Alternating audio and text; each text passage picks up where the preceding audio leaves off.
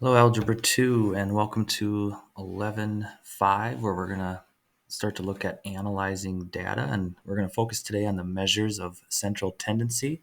So it's something you've been introduced to, but we're going to look at some different ways we can find these values. The main way we'll be using our calculator because we're going to start to get some more advanced data and going to need the calculator to kind of help make things go a little quicker and streamlined.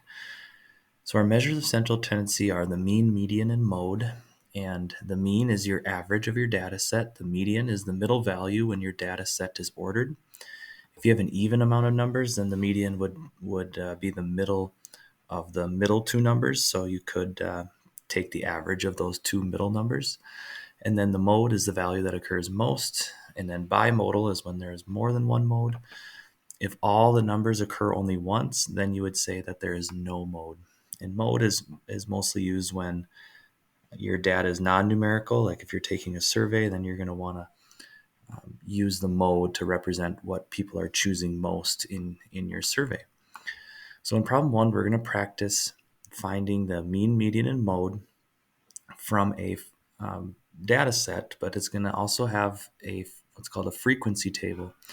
So this frequency table shows the number of textbooks in several students' bags. So here we have our actual numbers of textbooks. And then down here, it's how many times each of those numbers occur. So there's one student who has 0 textbooks. There's 6 students who have 1 textbook. So in our data set, that would be the number 1 6 times. 2 textbooks occur in 10 students' bags. So that's the number 2 in our data 10 times. So we're going to find the mean, median, and mode of this data. Now, if we were going to do this by hand, we'd have to write out 0 once, the number 1 6 times, the number 2 10 times, which is going to get pretty lengthy and pretty hard to calculate. So we're going to jump over to our calculator and look at how we can find this using our TI-84 calculator. So once you get to your calculator, you're going to want to go to your stat, and we've done this when we were doing our regression lines, and you're going to go to edit, and your L1 and L2 are going to be your two lists that you're going to use. L1, we're going to put the number of textbooks. So the students were checked for 0, 1, 2, 3, or 4. And then L2, we're going to do our frequency table. So this would be the number of students that have each number of books in their backpack. And that was 1, 6, 10, 4, 4. Okay, making sure both lists match up so that we have the exact amount of books and then how many students occurred in each of those number of books. So you can hit second, quit, and then you're going to go back to stat, and we're going to go to calculate. And we're calculating these measures of central tendency. That's going to be the very first option, one variable stats. So we're going to hit enter on that. Now, depending on your calculator, you may have this next part occur a little differently. So if you have the newest version of the calculators, you're going to be asked what list of data you want to use. So we want to use L1 because that's the number of books. We want to find out what is the mean, median, mode of those number of books. But then where it says frequency list, this is where we're going to put L2 in. And to get your list, if you look closely at your buttons, you'll see little L1, L2, L3 on your numbers down here. And to get L1, L2, whatever list you need to hit second, and then whatever list you want to use as your frequency list. So I'll hit second and then the number 2. So now your calculator will take like for example, there's 10 students who had 2 books. They're going to take and calculate that number 2 is going to occur 10 times in the data that you're wanting to find your mean, median, and mode of. So now we'll check our work. We got L1, L2. We're good. Go to calculate. X bar is going to represent your mean. And this other information comes in handy a little later when we start talking about measures of dispersion, which we'll talk about later. But then if you look closely, you'll see a little arrow here. You can scroll down, and then there's going to be our median. So our mean was 2.16, and then our median is 2. Now the calculator will not find the mode, but since there's 10 students who have 2 textbooks, that means that the mode is going to be 2. That's the number that occurs the most often. So if you have one number that occurs the most, that'll be your mode. If there's 2 numbers that occur the most and they're tied, then they both would be your mode. But there's how we can use our calculator to find those measures of central tendency.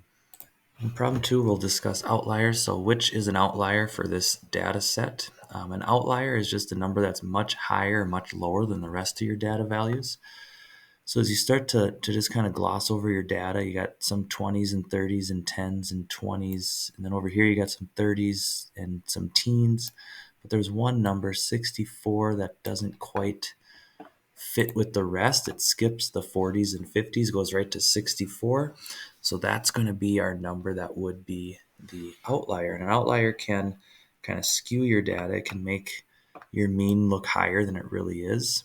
Like if this was the points per game of a basketball player. So yeah, they're scoring 20s and 30s and teens. But then one game they score 64. That could raise their average and make their average look higher than it really is. But outlier, you're just looking for that number that just doesn't really fit in. So continuing looking at some other new concepts, the range of your data is the difference between your highest and lowest data values. In a second here, we're going to talk about the quartiles. The quartiles are the median of your upper and lower halves of your data. So your data is going to be split by a median. Then you'll have 2 sets of data. You'll have a lower half and an upper half. The quartile is the median of those new data sets. So the median splits your data into 50%, 50%, and then your quartile will break it into 4 parts, which each would represent 25%. Then the interquartile range is the difference between your upper and lower quartiles. It represents 50% of your data.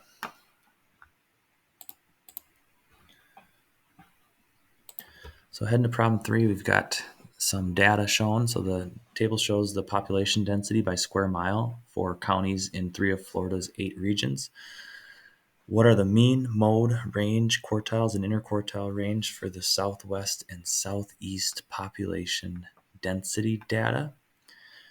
So we're going to grab our calculators here in a second. We're going to put our southwest into L1 and put our southeast into L2. So let's just take a second with your calculator to put those two into L1 and L2. And you can just start typing over if you did that last problem in your calculator and put this new data in. So now we've got our data from that first column in L1 and the data from our second column into L2. So same as before, we're going to quit back to our main menu. We'll go to Stat, Calculate, and then one variable stats. And this time, we're going to want to really check closely. We're going to calculate first that first column, which was Southwest, which is L1, but we don't have a frequency list. So each of those numbers, we just want to occur once in our data. So we're just going to hit Delete on our frequency list, and then we're going to head down to Calculate. And we get 184.4 for our mean. Heading down then, we've got our quartile. This would be our lower quartile is 22.55. Our upper quartile is 376.4, and then our median is 124.1. It'll also calculate your max and your min. So you could find your range by subtracting those two numbers. And then you can find your interquartile range by subtracting those two numbers. The mode is not, your calculator is not going to find the mode. You would have to do that on your own, but looking back at our data, none of these numbers occur more than once. So that's going to mean that there's no mode in this problem. So we can take our data, the X bar, there's your mean, 184.4, mode is none. Your lower quartile is going to be represented Q1 on your calculator, was 22.55. Upper quartile, which is represented as Q3, was 376.4. So I subtracted those two. That's going to be your interquartile range, 353.85. Min, 13.7. Max, 54, 548.6. Subtract those. There would be your range, 534.9. So So heading back to the calculator, we can do the same thing now for L2. So I just want to show you how you can go back, calculate, even though you have two lists, you can tell the calculator which list you want to use. So back at the calculator then, I'm going to quit, second quit, stat, calculate, one variable stats. Right now I have the list as L1. If I want to switch to a different list, I'm going to hit second and then 2. Now it's going to calculate all the data in L2. And there would be all of our data there. Now, if you have an older version of a calculator, when you hit one variable stats, it's going to pop up on your main screen. And then where it's blinking there, that's where you're going to tell your calculator which list you want to use. So if you want to use L1, you'd put it to L1 there. If you want to use L2, you'd put an L2 there. So depending on what version of calculator you have, you may have an older version where you need to tell the list on the main screen. Also, if you have a frequency list, you'll hit the list that you want to calculate your data values, then hit comma, which is above 7. And if you have a frequency list, you would put that second after, and then that'll calculate your data from L1 based on how many times it occurs in L2. That was kind of like the one we did with the backpack above. Most calculators will have the newer software, but if you're using a TI-83, you will have to use that method to solve those out. Lastly, a box and whisker plot is a visual representation of your min, your max, your quartiles, and your median. So when you're graphing a box and whisker plot, you're going to be graphing it above a number line. So a number line will be shown, and then above it, we can start to find those key points. So this point right here is your minimum. This point right here is your maximum. The line that connects the box to your min and max is called the whisker. This point right here is the median of your lower half, which is quartile 1. This point over here is your median of your upper half, which is quartile 3. And then this line through the middle is your actual median. When you find your median, it's going to split your data into two 50% chunks, and then your quartile splits it into 25% chunks. So quart means like 4, so it splits it into 4 parts. So this part right here, this whisker represents 25%. From your quartile to your median, that represents 25% of your data. 25% right there, and then also 25% right there. So you're splitting your data into 4 chunks where each of those sections are representing 25% of your data.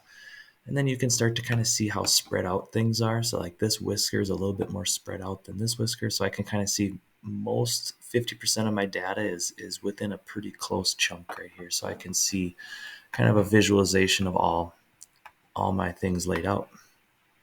So in problem 4, what are the quartiles of the Central East region population density data in the preceding table? So we'll go up and find that, and then use a graphing calculator box and whisker plot. So we're going to go grab that data, put it into our I'm going to put it into L3. So we already have some stuff in L1 and L2. And then I'll show you how to make the box and whisker plot on your calculator. So take a second, put in the data for the last region into L3. So there it is. So we're going to go back to our main screen, hit stat, calculate one variable stats.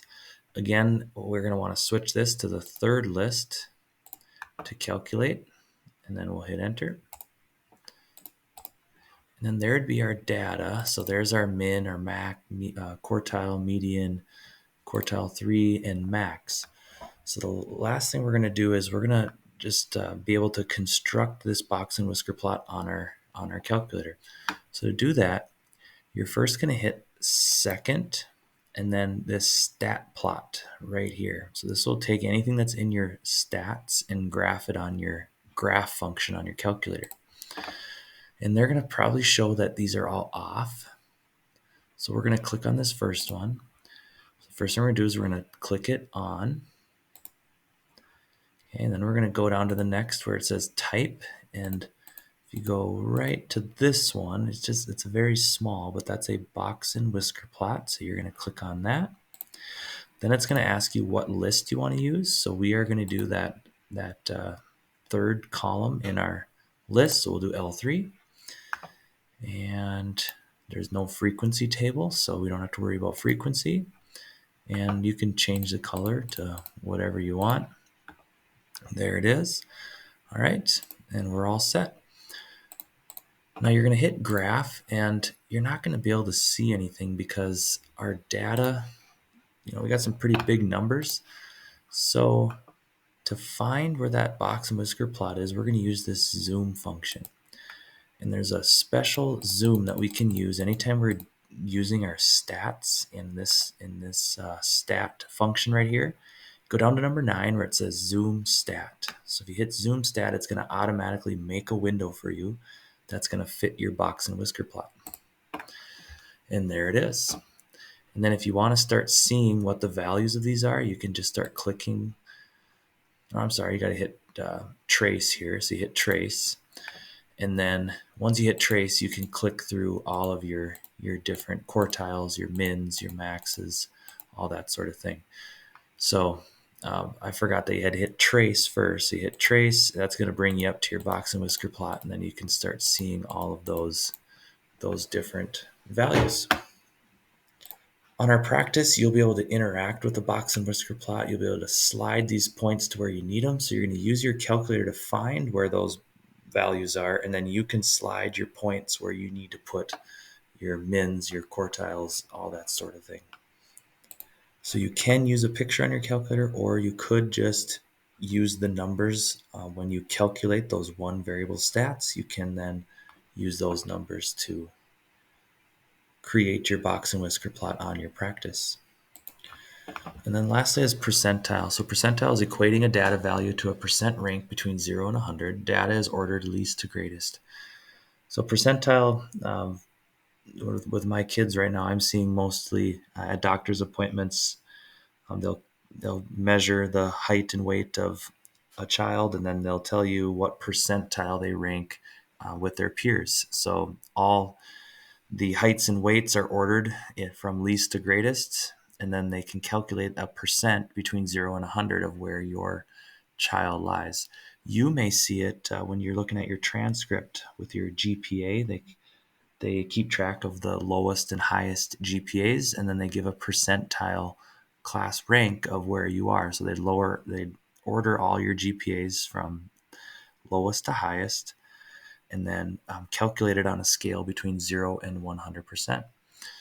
So here we have some data below. Shows the number of hours in a week that a student in class spends doing homework. What is the value of the 45th percentile? So to calculate a percentile, you first have to know how many total data values there are. So we're going to count these up. And there's a total of 20 data values. So if we want to calculate the 45th percentile, we're going to take 20 data values times 45%. And that's going to give us the number 9. So that means that the 45th percentile is the 9th data value.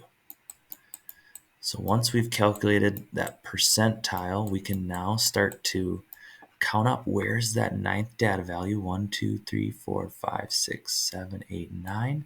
That would be that 45th percentile. So we can multiply the percent times the total number of data values, and then that'll tell us what rank we're looking for, which we're looking for the 9th ranked data value. All right, well, that concludes our 11.5, and you are now ready to practice.